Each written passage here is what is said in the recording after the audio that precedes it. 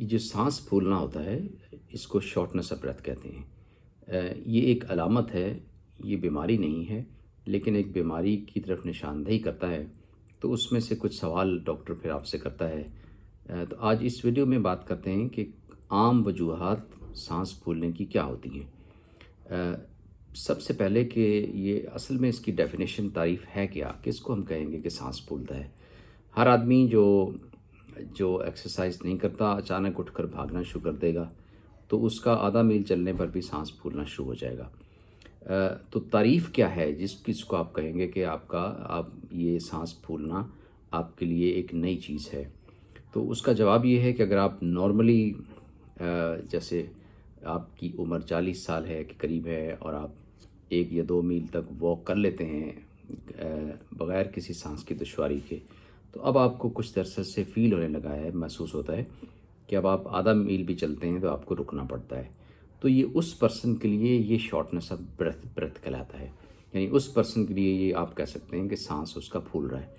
एक आदमी जो बिल्कुल वॉक नहीं करता, उसका वज़न भी थोड़ा-सा ज़्यादा है, सैनिटरी लाइफ़स्टाइल है, आराम पसंद है, तो उसको अचानक एक सीढ़ियों के ऊपर भी 8-10 सीढ़ियाँ भी तेज़ी से ऊपर चढ़ना पड़े, तो उसको साँस फूलना शुरू हो जाता है। तो इसका मतलब ये नहीं होता कि हर साँस फूलना एक बीमारी की अलामत होता है। सबसे पहले आपने देखना होता है कि उस पर्सन का बेसलाइन जो है वो कैपेसिटी क्या है, वो कहाँ तक वो नॉर्मल हालात में रन कर सकता है या वॉक कर सकता है। जो आम तौर पर जो बुनियादी उसके अंदर टेस्ट किए जाते हैं, सबसे पहले तो आपको खून की कमी के साथ भी जो है वो सांस की दुश्वारी आ जाती है। खून की कमी खुराक की वजह से भी हो जाती है, बाज़ औक़ात ऐसी ब्लीडिंग होती रहती है कि आपको नज़र नहीं आती। तो उसका आसान तरीका जो है वो सादा ब्लड टेस्ट होता है, जिसको फुल ब्लड काउंट कहते हैं, और डॉक्टर उसमें से 1 घंटे के अंदर अंदर ही आपको बता सकता है कि आपको खून की कमी तो नहीं है, जिससे आपको साँस में दुश्वारी होती है। उसकी बाकी अलामात जो हैं वो थकावट, टायर्डनेस, बाज़ औक़ात दिल आपको लगता है कि तेज़ी से धड़क रहा है। तो ये हो गया एनीमिया। दूसरी चीज़ जो है एक कॉमन वो लैक ऑफ एक्सरसाइज है। आप बिल्कुल वॉक नहीं करते, घर में आराम पसंदी आपकी नेचर है, वज़न आपका किसी वजह से बढ़ रहा है। तो अगर आपका वज़न काफ़ी बढ़ रहा है और आपको साथ में थकावट भी रहती है, तो एक टेस्ट जो है वो थायराइड का टेस्ट जो है वो बहरहाल उसको ज़हन में रखना चाहिए। जो थायराइड एक ग्लैंड यहाँ पे होता है, वो अगर एक्टिव ना हो, अंडर एक्टिव हो, परफॉर्म ना कर रहा हो, तो उसमें से कुछ हार्मोन सिक्रीट होते हैं जो आपकी बॉडी को चलाते रहते हैं दिन में पेट्रोल की तरह। तो उस थायराइड के जो फंक्शन टेस्ट उसका वो भी एक सादा ब्लड टेस्ट होता है। तो थायराइड अंडर फंक्शन हो तो आपको बहुत सारी अलामात, थकावट, वज़न में आपका वज़न बढ़ना, साँस फूलना, बाज़ सूरतों में पिंडलियों के ऊपर स्वेलिंग्स, और इसी तरह थकावट, इस और बाज़ का डिप्रेशन, इस तरह की बीमारियाँ थायराइड के अंडर एक्टिव होने से हो सकती हैं। अब आते हैं जो मेन जो जो एरियाज़ हैं जिनके अंदर डॉक्टर फोकस करता है, वो हार्ट या लंग्स। तो दोनों की बीमारियों से, दोनों की या हार्ट की या लंग्स की अलग-अलग अपनी-अपनी जगह पे बीमारियां हैं, उनसे ब्रीदिंग में डिफ़िकल्टी, सांस में दुश्वारी हो सकती है। तो जो कॉमन बीमारी है, जो ब्रीदिंग की मुश्किल की, अगर बचपन से आपको सांस में सीटी की आवाज़ें आती हैं, ख़ानदान में भी दमा है, तो वो अस्थमा, ये कॉमन बीमारी है यंग एज में, ख़ास तौर पर फैमिली हिस्ट्री के साथ। तो सांस में सीटी की आवाज़ें, सांस में दुश्वारी, मौसम के साथ वो उसके अंदर तब्दीली, कभी मौसम के ख़राब हुआ, डस्ट वगैरह में ज़्यादा हुआ, मौसम बेहतर हुआ तो आपका अस्थमा ठीक हो गया। दूसरी कंडीशन जो है उसको हम वो स्मोकिंग, सिगरेट से रिलेटेड है, इसको सीओपीडी कहते हैं। उसमें सांस की नालियों के ऊपर बार बार वो स्मोकिंग के पार्टिकल्स जो हैं वो धब्बा डालते रहते हैं, उनको स्टिफ़ करते रहते हैं, तो वो मुस्तकिल ही स्टिफ़ हो जाती हैं। उस कंडीशन में आपको शुरू में वॉक करने पर या दौड़ने पर सांस चढ़ता है, साथ में कभी कभी सीटी की आवाज़ें आती हैं। ख़राबी इस चीज़ में ये होती है कि ये डिज़ीज़ आहिस्ता आहिस्ता जितना जितना आप सिगरेट पीते जाते हैं उतना उतना ये बढ़ती जाती है, और एक मरहले के ऊपर जाकर न सिर्फ परमानेंट हो जाती है बल्कि किसी हद तक लाइलाज हो जाती है। तो स्मोकिंग से सीओपीडी, और बचपन से अगर सांस का मसला है तो अस्थमा। फिर कुछ रेयर कंडीशन में जो है वो लंग्स के अंदर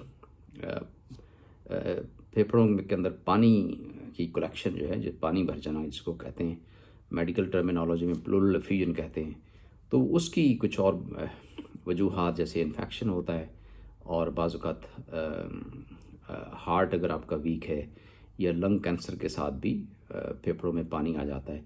तो इन चीज़ों का इलाज ये है कि आपको एक तो चेस्ट एक्सरे कराना पड़ता है, छाती का एक्सरे, उससे कोई फेफड़ों में पानी वगैरह है वो नज़र आ जाता है। और अस्थमा और सीओपीडी के लिए एक ब्रीदिंग टेस्ट होता है जिसमें आप एक मशीन के अंदर ज़ोर ज़ोर से आप ब्लो करते हो, फूंक के मारते हो, उसको स्पायरोमेट्री कहते हैं।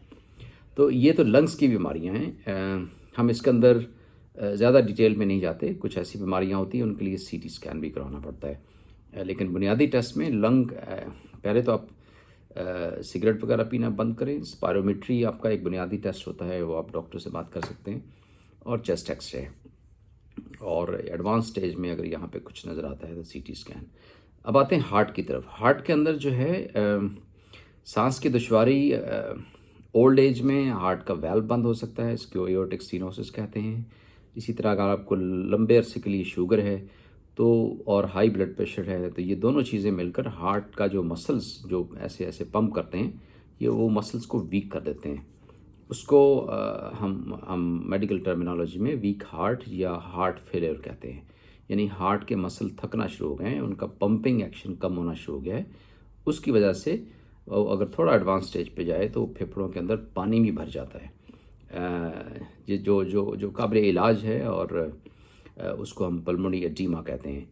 इसी तरह अगर आपको लंबे फासला पर चलने के ऊपर सांस की दुश्वारी आ रही है, और कभी उसके साथ सीने में दर्द होता है या नहीं भी होता, और आप सिगरेट भी नहीं पीते, आपको एस्थमा भी नहीं है, और आपकी फैमिली के अंदर हार्ट के मसाइल चल रहे हैं, फैमिली में हार्ट अटैक की भी हिस्ट्री है, तो ये बड़ा ज़रूरी है कि इस शॉर्टनेस ऑफ ब्रेथ को, ये जो आपको सांस चढ़ता है एक्सर्शन पे चलने पर, उसके लिए आप अपना हार्ट का टेस्ट जो है वो करवा लें।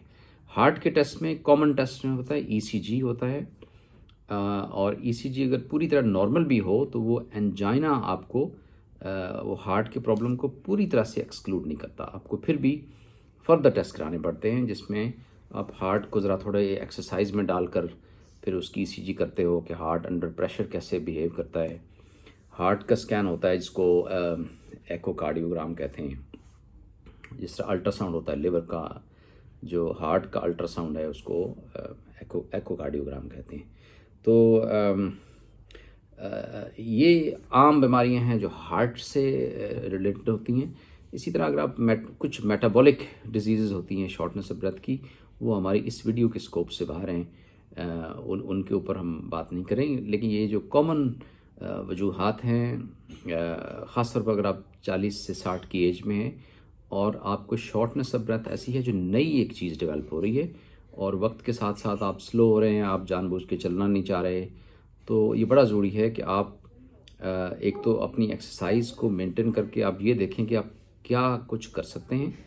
और अगर आपको सांस की दुश्वारी मतवातर आ रही है, और ख़ास तौर पर अगर सीने के में दर्द की कैफियत होती है या यहाँ पर पेन होती है, और अगर आपके वो ऊपर नेक में या बाजू में या जॉ की तरफ जाती है, तो आपको हार्ट की अलामत भी हो सकती हैं।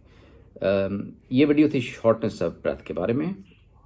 किसी और वीडियो में किसी और मेडिकल टॉपिक के ऊपर हम बात करेंगे। डॉक्टर नईम अशरफ मेरा नाम है।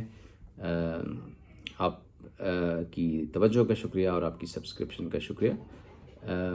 आपको ये अगर वीडियो यूज़फुल लगती है तो अपने किसी फ्रेंड को, दोस्त को फेसबुक पर, व्हाट्सएप पर जो है वो फॉरवर्ड कर सकते हैं। अगली किसी वीडियो में मुलाकात होती है। खुदा हाफिज़।